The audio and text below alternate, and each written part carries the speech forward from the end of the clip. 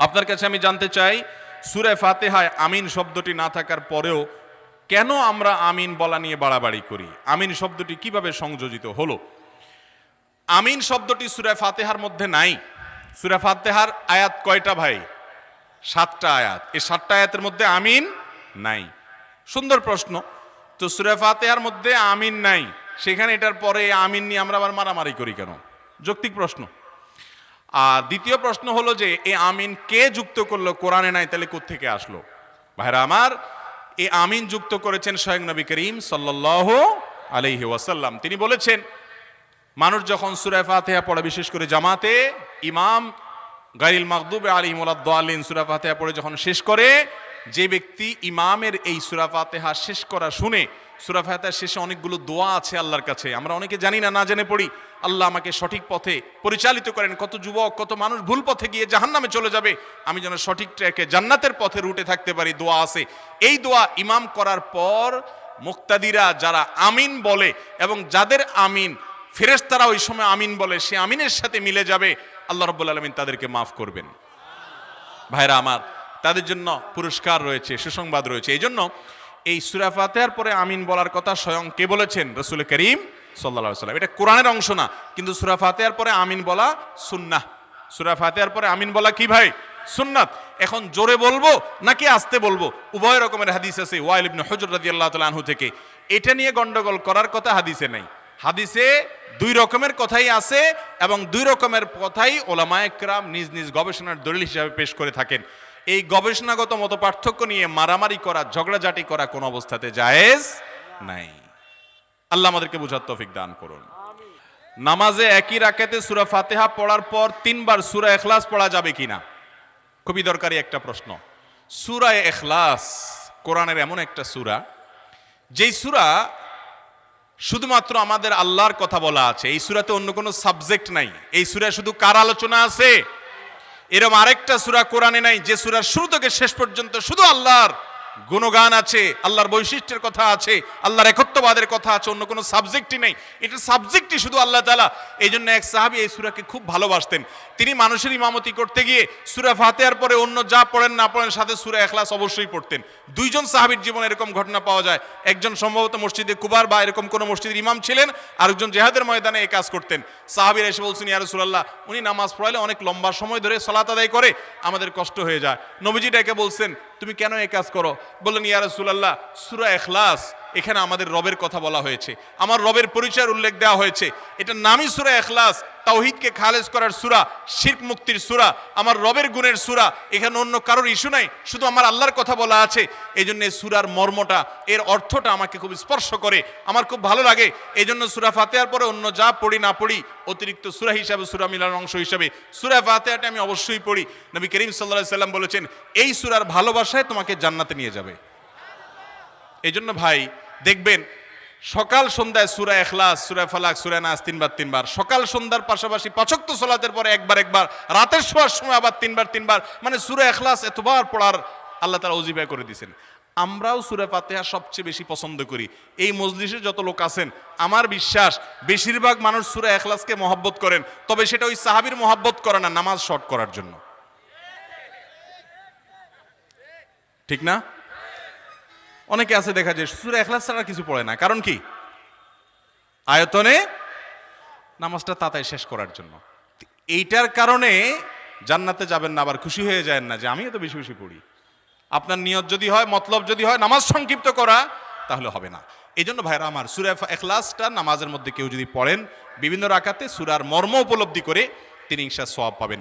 এই সূরার তাফসীর জানবেন। একদিন ইনশাআল্লাহ কোন একটা প্রোগ্রামে কোনো আলেম থেকে সূরা ইখলাসের তাফসীরের উপরে 1 ঘন্টা আধা ঘন্টা ওয়াজ শুনবেন, খুব গুরুত্বপূর্ণ। সূরা ইখলাস এটা যদি কেউ 3 বার 4 বার 5 বার পড়ে, শুধু সূরা ইখলাস না, অন্য সূরাও, সূরা ফাতিহার পরে আপনি সূরা ইখলাস 3 বার পড়লেন, সূরা ইযা জা 2 বার পড়লেন, অন্য সূরা 3 বার পড়লেন, কোনটা রিপিট করলেন, একই আয়াত বারবার পড়লেন, এটাতে কোনো অসুবিধা হবে না। আপনি বারবার পড়তে পারেন, কোনো অসুবিধা হবে না ইনশাআল্লাহ। তবে লক্ষ্য রাখবেন, প্রথম রাকাতের চাইতে দ্বিতীয় রাকাতটা তুলনামূলক একটু ছোট হবে। হ্যাঁ, আয়তনে পরিমাণে একটু ছোট হবে, এটাই সুন্নাহ। নবী করিম সাল্লাল্লাহু আলাইহি ওয়াসাল্লাম প্রথম রাকাত যদি 2 মিনিট ধরে পড়তেন, দ্বিতীয় রাকাত 1.5 মিনিট, অর্থাৎ একটু কমায়া পড়তেন, এটাই তার সুন্নাহ ছিল। বাস, এরপর আপনি এবার সূরা ফাতিহার পরে 1 সূরা বারবার পড়েন, হ্যাঁ, কয়েক সূরা বারবার পড়েন বা অন্য একটা সূরা পড়ে আরেকটা সূরা বারবার পড়েন, সূরার মহব্বতের কারণে, মর্মের কারণে, একই আয়াত জাহান্নামের কথা আছে, জান্নাতের কথা আছে, আল্লাহর কথা আছে, সেজন্য আপনি বারবার পড়েন, কোনো অসুবিধা নাই ইনশাআল্লাহ।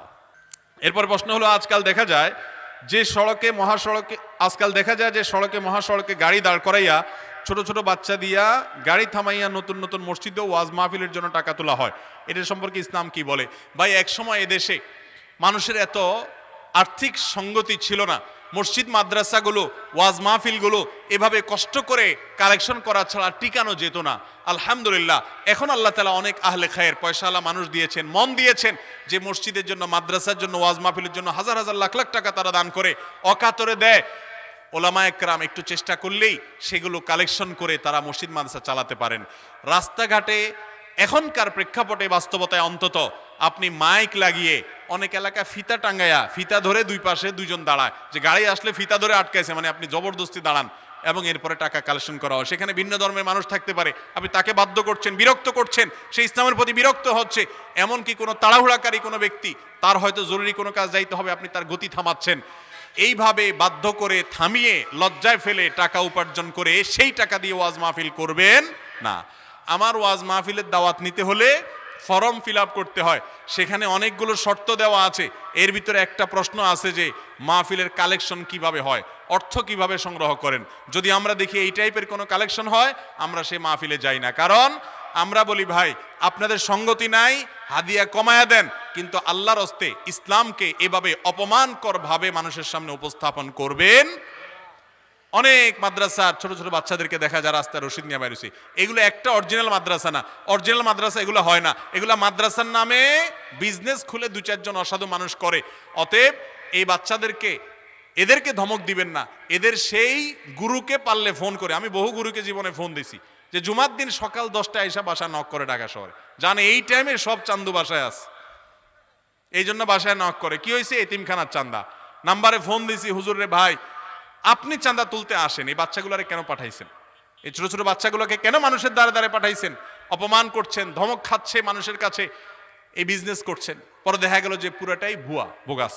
তো এগুলো ইসলামকে অপমান করার সামিল, এগুলো করবেন না আল্লাহর ওয়াস্তে। এবং সম্মানজনকভাবে ইসলামের খেদমত করার সুযোগ এদেশে এখন অবারিত আছে। তাছাড়া আমাদের নবীজি সাল্লাল্লাহু আলাইহি সাল্লাম যখন অভাব ছিল, তখনও এভাবে তিনি হিন্দু মুসলিম নির্বিশেষে রাস্তা দাঁড়ায় গণহারে টাকা তোলেন নাই। তিনি সাহাবীদেরকে বলেছেন, যার যা খুশি দিয়েছে। যে আজকে মাহফিলের আগে, আমার আগে আব্দুল্লাহ সাইফুল্লাহ ভাই বললো আপনারা স্বতঃস্ফূর্তভাবে দিয়েছেন, এটা তরিকা হতে পারে, কিন্তু এভাবে রাস্তাঘাটে আটকায়া দান দক্ষিণা কালেকশন করা ভালো কোনো নজির না। এরপরে প্রশ্ন হলো, কোন ইমামের মধ্যে আকীদাগত সমস্যা থাকলে, যেমন সে তার পীর বাবাকে সিজদা করে, সেই ইমামের সাথে জামাতে নামাজ পড়া উত্তম নাকি আলাদা জামাত পড়া উত্তম? ভাই, কোন ইমাম যদি কোনো কবরে, মাজারে বা জীবিত কোনো পীরকে সিজদা করে, তাহলে অবশ্যই তার পিছনে নামাজ পড়া জায়েজ হবে।